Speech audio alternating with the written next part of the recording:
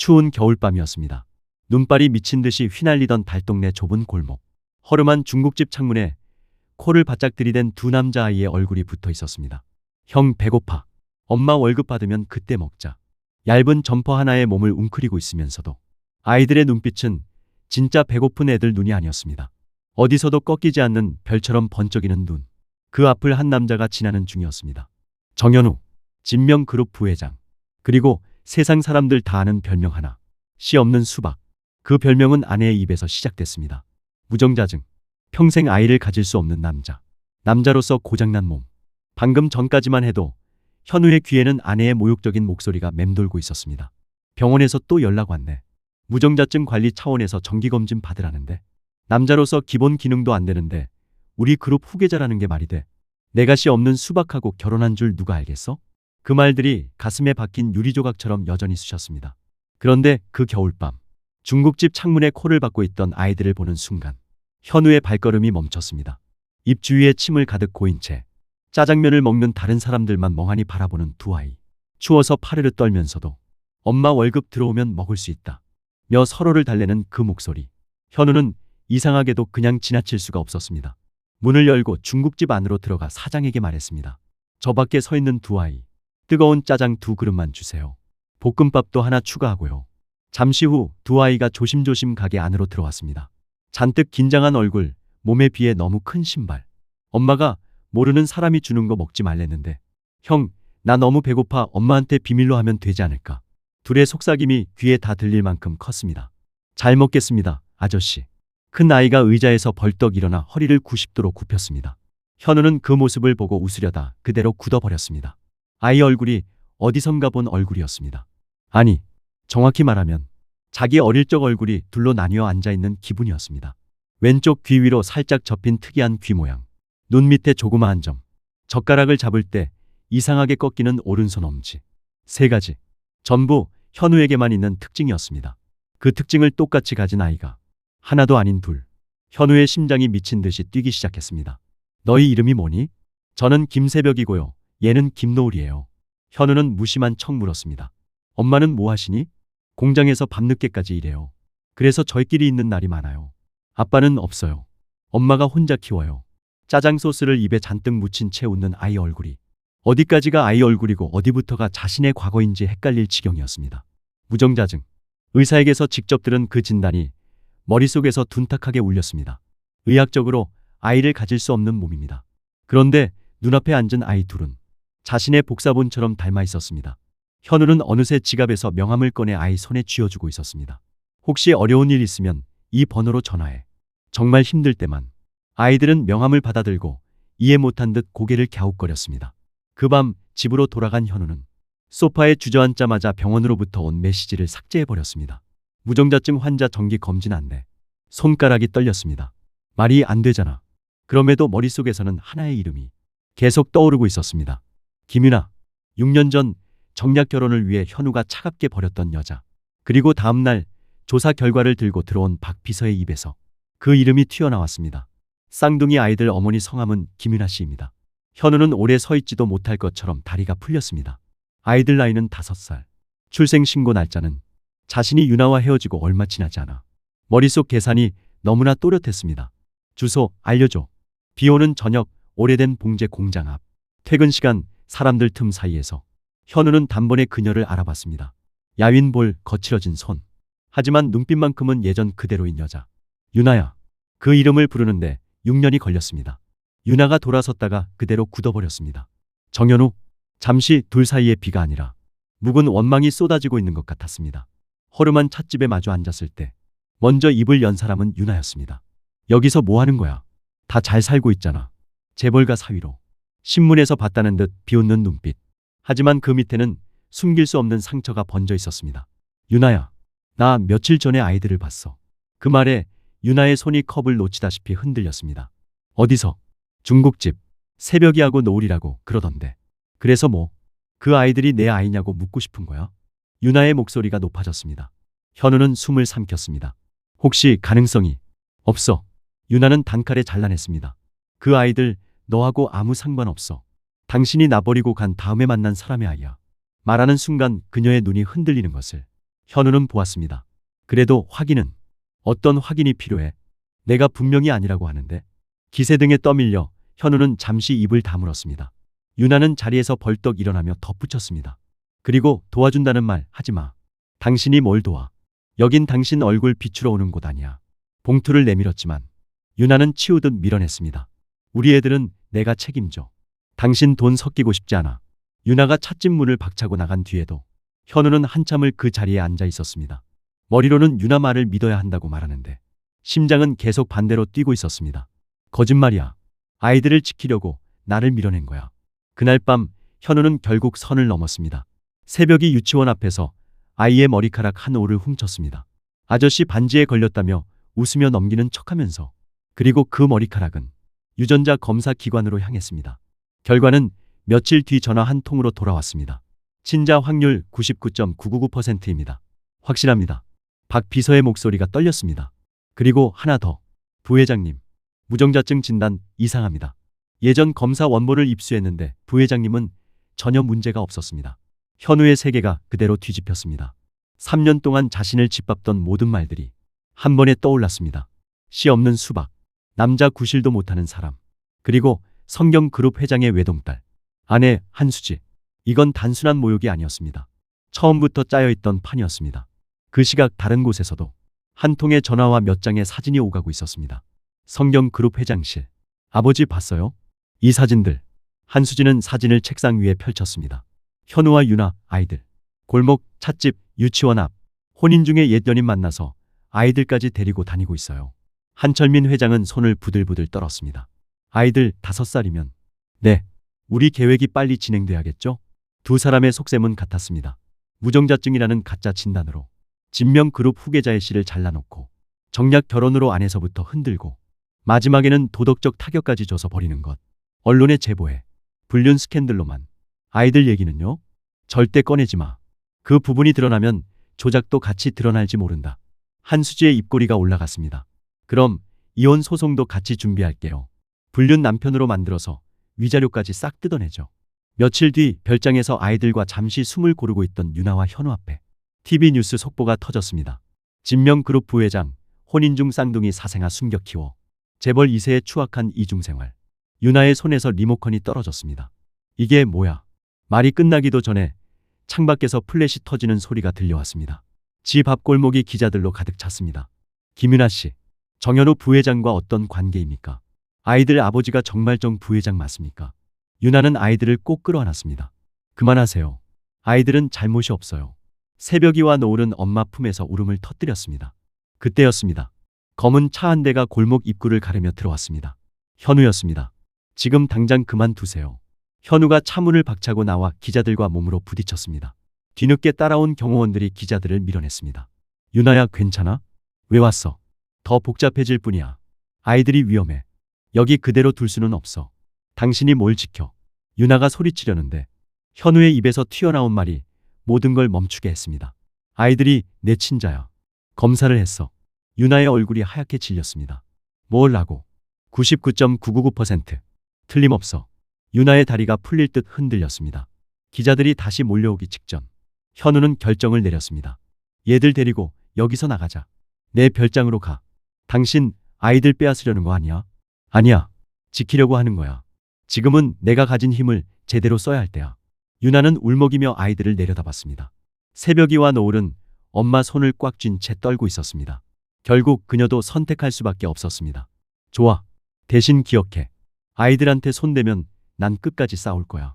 별장은 바람 소리마저 막아주는 곳이었습니다. 하지만 유나에게는 감옥처럼 느껴졌습니다. 우리는 이 방에서 셋이 같이 잘 거야. 현우가 방을 따로 준비해도 유나는 아이들을 품에서 떼어놓지 않았습니다. 현우가 다가가 말을 꺼내려 하면 유나는 벽처럼 가로막았습니다. 아이들과 얘기 좀. 필요 없어. 유나야, 나 진짜 아빠로. 당신은 지금 유부남이야. 아이들 앞에서 불륜 아빠 만들 생각 없어. 그 말에는 자존심이 아닌 6년간 혼자 버틴 여자만의 현실 감각이 담겨 있었습니다. 그러던 셋째 날 밤 갑자기 노을이 쓰러졌습니다. 노을아. 이마는 불덩이 같았습니다. 열이 너무 높아요. 유나는 허둥댔습니다. 기자들이 아직. 그딴 건 상관없어. 아이가 먼저야. 현우는 한치도 망설이지 않았습니다. 차에 노을을 안고 뛰어올라 응급실로 향했습니다. 의사는 고열, 감기, 몸살이라고 했지만 기다리는 시간은 영원처럼 길었습니다. 주사 맞는 작은 팔이 떨릴 때마다 현우는 아이의 손을 꼭 잡고 있었습니다. 괜찮아. 아빠가 아니, 아저씨가 여기 있어. 입에서 튀어나온 말에 스스로 멈칫했지만 아이 귀에는 그 말이 자연스럽게 들렸습니다. 아저씨, 괜찮아요. 저는 금방 나을 거예요. 노을의 작은 웃음에 현우는 오히려 더 눈물이 났습니다. 밤새도록 현우는 잠 한숨 못 잤습니다. 유나가 조심스럽게 물었습니다. 좀 자요. 내가 볼게. 괜찮아. 잠이 안 와. 아이 아픈 거 보는 게 이토록 힘든 줄 몰랐어. 그 말에 유나의 눈빛이 조금 달라졌습니다. 왜 그렇게까지 해? 내 아들이니까. 너무도 자연스럽게 나온 대답이었습니다. 다음날 아침 노을의 열은 떨어졌습니다. 의사는 퇴원해도 된다고 했고 별장으로 돌아오는 차 안의 공기는 어제와는 전혀 달랐습니다. 어젯밤 고마웠어. 유나가 입을 열었습니다. 당연한 일이지. 아이들 아픈데 내가 뭐라도 해야지. 당연한 일이라니. 나는 6년 동안 이게 하나도 당연하지 않았어. 유나는 창밖을 보며 말했습니다. 열나면 혼자 앉고 응급실 뛰고 돈 없어서 일반 병실도 못 잡고 약값 아끼려고 집에서 버틸 때도 있고 현우는 그때 처음으로 6년이라는 시간이 구체적인 무게를 갖고 가슴에 떨어지는 걸 느꼈습니다. 그날 밤 아이들이 잠든 뒤 유나가 거실로 나왔습니다. 이제 나도 말할게. 뭐를? 당신도 속았다는 거. 무정자증 진단 그거 조작이더라. 유나는 하루 종일 뛰어다닌 이야기를 들려줬습니다. 예전 병원, 사라진 의사, 성경 그룹 직원들, 그리고 죄책감에 떨며 원래 검사 결과를 내준 전 의사, 정상이라는 수치, 조작을 인정한 자필 진술서. 현우는 그 서류를 손에 쥐고 꽉 찢어버리고 싶은 충동을 겨우 눌렀습니다. 그러니까 당신도 피해자야. 그렇다고 6년 전 일이 없어지는 건 아니지만 유나의 말에는 여전히 남은 상처가 묻어 있었습니다. 나를 용서해 줄 수 있어? 현우가 떨리는 목소리로 물었습니다. 솔직히 말할까? 지금 당장 완전히는 못해. 밤마다 울면서 버틴 6년을 미안해 한마디로 지우긴 힘들어. 현우는 고개를 끄덕였습니다. 그 말이 너무 당연해서. 대신 하나는 인정할게. 어젯밤 당신 모습 보면서 이 사람 진짜 아빠 되려고 하는구나 느꼈어. 유나야. 하지만 아직 당신은 유부남이야. 아이들 앞에서 불륜 아빠 만들 순 없어. 이혼부터 정리해. 그 전까지 우리 사이는 딱 선만 지키는 거야. 현우는 조용히 깊게 고개를 숙였습니다. 알겠어. 최대한 빨리 끝내고 올게. 그 말을 끝내기도 전에 현우의 휴대폰이 울렸습니다. 현우야, 큰일 났다. 회장님이 쓰러지셨다. 아버지가 뇌출혈로 응급실에. 그리고 그 틈을 타 긴급 이사회 소집. 누군가 아주 기다렸다는 듯이 움직이고 있었습니다. 이사회실은 이미 판결이 끝난 법정 같았습니다.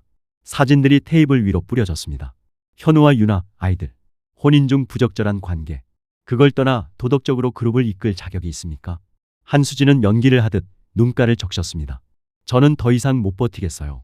밤마다 집에도 안 들어오고 저 여자와 아이들만 챙기고 제 체면은 뭐가 되나요? 이미 언론에서는 불륜 부회장이라는 헤드라인이 도배된 상태였습니다. 후계자 자격 박탈 찬성하시는 분 10명 중 7명이 손을 들었습니다. 가결, 부회장직 정직, 후계자 자격 박탈, 회사, 명예, 자리. 현우는 한순간에 모든 걸 잃었습니다. 복도에서 마주친 한수지가 속삭이듯 웃었습니다. 이게 다 당신이 씨 없는 수박이라서 그런 거야. 다른 여자가 아이까지 낳았다니 얼마나 웃겨? 그때 현우의 눈빛에서 어디까지가 상처이고 어디부터가 분노인지 알 수 없었습니다. 그는 아무 말도 하지 않고 지나쳤습니다. 대신 그날 밤을 기다렸습니다. 한수지가 매주 금요일마다 만나는 남자. 성경그룹 전략기획실장 이민호. 그리고 그들이 늘 같은 호텔 방에서 나누는 대화. 정현우 그놈 이제 완전히 끝났지. 호텔 침대 위 와인잔을 부딪히는 소리. 어두운 방 안 녹음 버튼이 눌렸습니다. 응. 이사회에서 후계자 박탈까지 했어. 우리 아버지도 속이 다 시원하대. 그래도 무정자증 조작건 들키면 위험하지 않을까? 걱정 마. 검사해준 의사한테 5억 쥐어줬는데 입 열면 자기부터 죽어.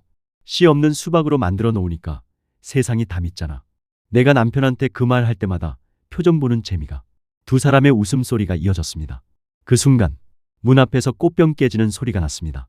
고개를 돌린 두 사람 앞에 정장이 아닌 칼날 같은 눈빛을 한 현우가 서 있었습니다. 재밌는 얘기하고 있네. 여보? 한수지가 얼굴을 새파랗게 질리게 만든 것은 현우 손에 들린 휴대폰이었습니다. 녹음, 영상 다 찍었어. 그날 밤 현우는 단지 부부의 불륜 장면만 챙긴 게 아니었습니다. 무정자증 조작, 5억, 진명 그룹 경영권, 그 모든 단어들이 또렷하게 녹아 있었습니다. 며칠 뒤 열린 이사회. 이번엔 테이블 위에 올려진 서류들이 달랐습니다. 첫 번째는 예전 병원 의사가 작성한 자필 진술서. 두 번째는 현우의 실제 검사 결과. 세 번째는 성경그룹 내부 문건. 그리고 마지막은 호텔에서 녹음한 음성 파일. 무정자증 조작 말이야. 들통나면 우리 다 죽어. 5억이나 받았는데 배신하겠어? 씨 없는 수박이라고 놀릴 때마다 진짜 웃겨 죽는 줄. 이사회실 공기가 얼어붙었습니다. 이게 사실입니까, 한수지 씨? 거짓말이에요. 현우 씨가 조작한 거예요. 그럼 이건요? 호텔 CCTV 사진 속 한수지와 이민호가 여러 날에 걸쳐 같은 방으로 들어가고 나오는 장면들. 더 이상 변명할 수 있는 구석은 없었습니다. 게다가 동시에 터진 뉴스. 성경그룹의 주가 폭락. 무정자증 조작 의혹 보도. 검찰의 압수수색. 성경그룹 회장의 긴급 체포. 이사회 안팎으로 상황은 완전히 뒤집혔습니다. 김영호 이사가 자리에서 일어나 깊게 허리 숙였습니다. 정 부회장님, 아니 회장님. 우리가 너무 쉽게 속았습니다. 정말 죄송합니다. 정 회장이 병상에서 공식 승계를 선언했다는 소식과 함께 현우는 다시, 아니 처음으로 제대로 된 자리로 올라섰습니다. 하지만 그 순간 그의 머릿속에는 단 하나의 얼굴만 떠올랐습니다. 유나. 그리고 새벽이 노을. 별장 문을 열고 들어가자 거실에서 아이들 웃음소리가 들려왔습니다. 아빠 왔다. 노을이 가장 먼저 뛰어나왔습니다. 그 말 한마디에 현우의 눈이 붉어졌습니다. 아빠. 새벽이가 조심스럽게 물었습니다. 현우는 아이들 앞에 무릎을 꿇었습니다. 그래, 아빠야. 근데 세상에서 제일 나쁜 아빠였어. 유나가 조용히 아이들을 옆으로 불렀습니다. 잠깐만 엄마 옆에 있어봐. 아빠가 할 말 있대. 현우는 숨을 한 번 길게 삼켰습니다. 아빠는 너희가 태어나는 것도 몰랐어. 그때 눈이 돈 것처럼 성공이 제일 중요하다고 생각했거든. 그래서 엄마를 버렸어. 아이들의 눈이 커졌습니다. 임신한 엄마가 병원도 혼자 다니고 너희 둘 낳을 때도 옆에 아무도 없었어. 열나서 뒤집어질 때도 아빠는 몰랐고 무서워서 울 때도 없었어. 말 한 줄 한 줄이 현우의 가슴을 찢고 지나갔습니다. 그래서 아빠가 너희한테 용서를 구하고 싶어. 그는 머리를 숙였습니다. 미안하다. 정말 너무 미안하다. 잠시 정적. 그 침묵을 깬 건 아이들의 작은 손이었습니다. 아빠, 울지 마요. 새벽이는 현우 어깨를 토닥였습니다. 노을은 현우의 눈가를 작은 손으로 닦아줬습니다. 엄마가 그랬어요. 사과할 줄 아는 사람은 나쁜 사람이 아니라고. 우리한테 이제 진짜 아빠 생긴 거잖아요. 아이들의 순수한 말에 유나는 입술을 꽉 깨물었습니다. 현우는 아이들을 꽉 끌어안았습니다. 고마워. 아빠 한 번만 더 기회를 줄래? 응. 아이들의 대답은 망설임이 없었습니다. 현우는 아이들 뒤에 서 있는 유나를 바라봤습니다. 유나야, 너도 나한테 한 번만 더 기회를 줄 수 있을까? 유나는 한참 동안 말을 잇지 못했습니다. 눈물이 먼저 흘렀습니다. 솔직히 말해서 아직도 무서워. 또 버릴까봐. 또 회사 핑계 댈까봐. 그런 일 2번 다시 안 할게. 그래도 당신이 돌아와줘서 다행이라고 생각해. 아이들 아빠로서는 받아들일게. 현우의 눈이 번쩍였습니다. 하지만 남편으로 다시 받아들이는 건 시간이 조금 더 필요해. 그건 내가 정할게. 알겠어. 그 한마디에 6년짜리 죄책감이 조금은 숨을 쉬기 시작했습니다. 시간은 생각보다 빨리 흘렀습니다. 한수지와 성경그룹은 법정에서 죄값을 치렀고 진명그룹은 조용히 그러나 단단하게 재정비되었습니다. 그 사이 현우는 매일 저녁 같은 루틴을 지켰습니다. 아이들 유치원 하원, 숙제 봐주기, 목욕시키기, 잠자리 동화. 옛날에 아주 멀리 눈 내리는 나라에 밥 잘 사주는 아빠 한 명이 살았어요. 그게 누구예요? 바로 새벽이랑 노을이 아빠. 아이들은 같은 대답으로 마무리했습니다. 우리 아빠 최고. 어느 봄날 저녁 아이들이 잠든 뒤 유나가 조용히 말했습니다. 나 하나만 물어볼게. 응. 이제 회사랑 우리 중에 뭐가 더 중요해? 현우는 답을 고민할 필요가 없었습니다. 무조건 너희 셋. 유나는 그 답을 들으며 조용히 고개를 끄덕였습니다. 그럼 우리 다시 시작해볼까? 그 말은 프로포즈보다 더 무거운 약속이었습니다. 그리고 몇 달 뒤, 네 사람은 하얀 예식장 한가운데 섰습니다. 신랑 정현우 씨는 신부 김유나 씨를 평생 사랑할 것을 맹세하십니까? 네, 목숨 다해 맹세합니다. 신부 김유나 씨는 신랑 정현우 씨와 두 아이와 함께하는 이 가정을 지킬 것을 맹세하십니까? 유나는 잠시 아이들을 돌아보고 웃었습니다. 네, 우리 네 식구 끝까지 함께할게요. 새벽이와 노을은 작은 손으로 반지 상자를 들고 뛰어왔습니다. 아빠, 엄마, 반지요. 네 사람의 손이 한가운데에서 만나 꼬리에 꼬리를 물었습니다. 그 순간만큼은 어떤 재벌 회장도 어떤 주가도, 어떤 권력도 부럽지 않았습니다. 어쩌면 이 이야기가 믿기지 않을 수도 있습니다. 무정자증이라는 가짜 낙인 하나로 한 남자의 인생이 무너졌지만 겨울밤 중국집 창문에 코를 박고 있던 두 아이의 눈빛 하나가 그 모든 진실을 끌어올렸습니다. 돈과 권력을 쥐고도 가장 소중한 걸 놓치는 사람들이 있는 반면 빈 주머니를 쥐고도 가장 소중한 걸 끝까지 지키는 사람도 있습니다. 정현우가 결국 깨달은 건 성공의 기준이었습니다. 그에게 진짜 성공은 회장 자리도 복수의 완성도 아니었습니다. 눈 내리는 밤, 따뜻한 방 안에서 아빠 라고 불러주는 두 아이와 괜찮아, 이제 늦게라도 돌아왔잖아 라고 말해주는 한 사람, 그 사람들이 곁에 남아있는 것. 지금 이 이야기를 듣고 있는 당신에게도 혹시 마음 한 구석에서 떠오르는 얼굴이 있다면 그 사람이 아마 당신 인생의 진짜 성공일지 모릅니다. 여기까지 이야기를 들어준 당신께 진심으로 고맙다는 말을 전하고 싶습니다. 당신의 겨울밤에도 따뜻한 결말이 찾아오기를, 이 가족의 해피엔딩이 작은 힌트가 되기를 조용히 바라겠습니다.